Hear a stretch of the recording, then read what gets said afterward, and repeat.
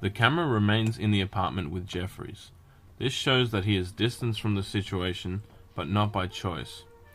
He wants to help out, but he can't, because of his broken leg.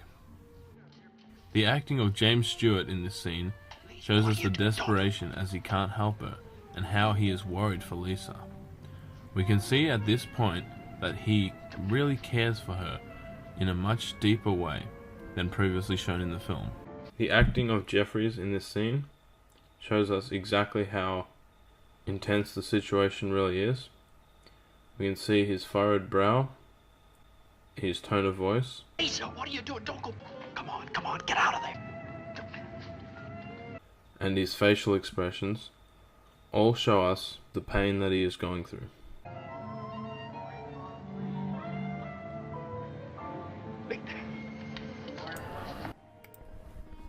When Lisa enters the apartment, the acting of Grace Kelly allows us to tell what is happening without her actually speaking any dialogue.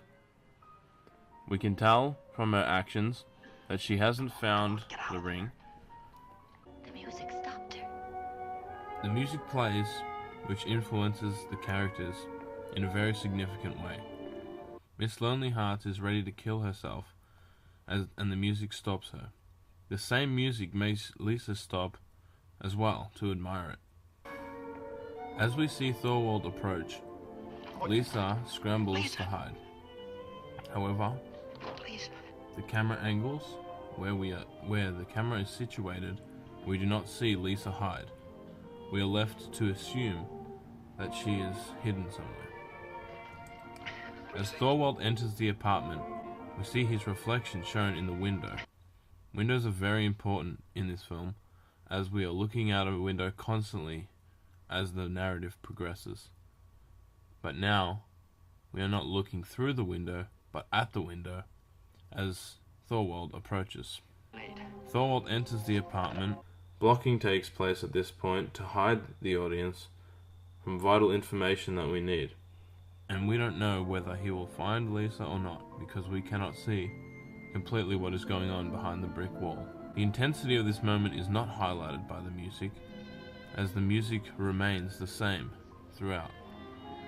This keeps with the natural flow of the narrative. Our expectations for how this should sound are completely shattered with the same music being played through all the situations. As Thorwald grabs Lisa, we see the despair in Jeffries' face, and we know at this point that Jeffries loves Lisa.